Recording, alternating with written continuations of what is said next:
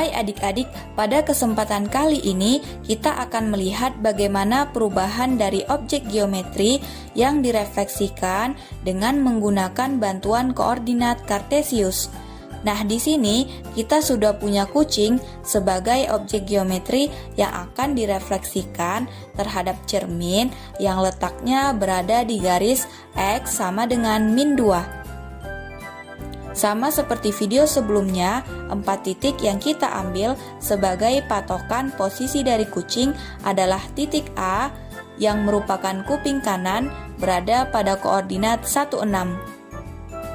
Titik B yang merupakan badan kiri berada pada koordinat 34. Titik C yang merupakan kaki kiri berada pada koordinat 22. Dan titik D yang merupakan kaki kanan berada pada koordinat 12. Keempat titik tersebut akan kita refleksikan terhadap garis X sama dengan min 2 karena posisi cerminnya berada di garis tersebut. Sebelum kita refleksikan, kita ubah terlebih dahulu bentuk kucing ke bentuk geometri yang lebih sederhana. Nah, kita mulai dari refleksi titik A. Titik A berada pada koordinat 16. Langkah awal yang harus kita lakukan ketika merefleksi titik A adalah menentukan jarak titik A terhadap garis X sama dengan min 2. Nah, di sini jarak titik A ke garis X sama dengan min 2 adalah 3 satuan. Karena jaraknya 3 satuan, maka jarak dari bayangan titik A ke garis X sama dengan min 2 juga 3 satuan. Hal ini sesuai dengan prinsip yang berbunyi bahwa jarak suatu benda ke cermin adalah sama dengan jarak cermin ke bayangannya. Bayangan titik A kita simbolkan dengan A aksen ya. Nah, sekarang coba kalian tentukan di manakah letak koordinat dari titik A aksen. Yang kedua adalah refleksi titik B. Titik B berada pada koordinat 34. Jarak dari titik B ke garis X sama dengan min 2 adalah 5 satuan. Karena jaraknya 5 satuan, maka jarak dari garis X sama dengan min 2 ke bayangan titik B adalah 5 satuan. Coba kalian tentukan di manakah letak posisi bayangan dari titik B. Yang ketiga adalah refleksi titik C. Titik C berada pada koordinat 22. Jarak dari titik C ke garis X sama dengan min 2 adalah 4 satuan. Karena jaraknya 4 satuan, maka jarak bayangan titik C ke garis X sama dengan min 2 juga 4 satuan. Coba kalian tentukan di manakah letak koordinat bayangan dari titik C. Dan yang terakhir adalah refleksi titik D. Titik D berada pada koordinat 12. Jarak titik D ke garis X sama dengan min 2 adalah 3 satuan.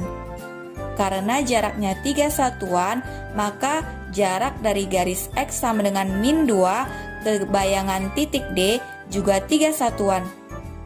Coba kalian tentukan di manakah letak koordinat dari bayangan titik D.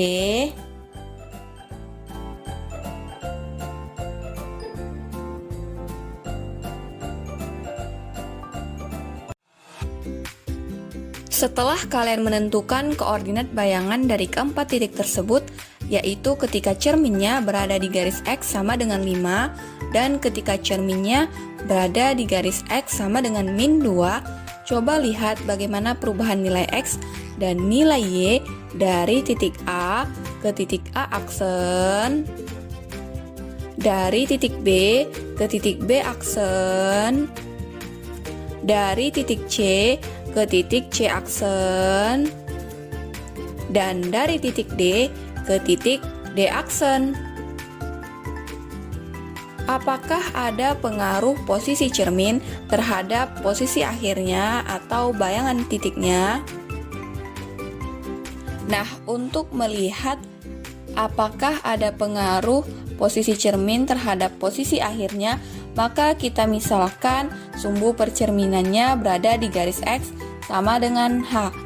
Nah, di sini H adalah elemen dari bilangan real, bisa berupa bilangan bulat, bilangan desimal, bilangan negatif, maupun bilangan positif. Hal ini dilakukan untuk mengetahui bagaimana perubahan nilai X dan nilai Y secara umum dari posisi awal A sampai posisi akhirnya, yaitu A aksen, dari B ke B aksen, dari C ke C aksen, dan dari D ke D aksen.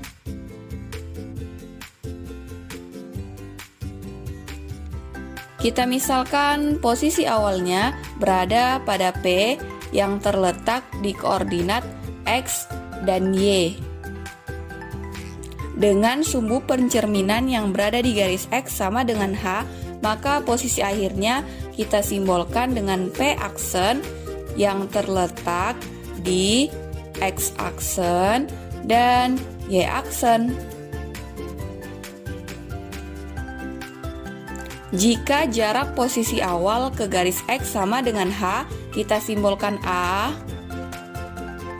Dan jarak posisi akhir ke garis X sama dengan H, kita simbolkan B.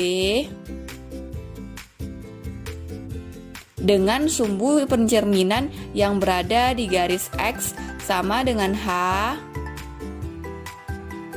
maka tentukanlah di mana posisi akhirnya. Berapakah nilai X? Dan berapakah nilai Y-nya?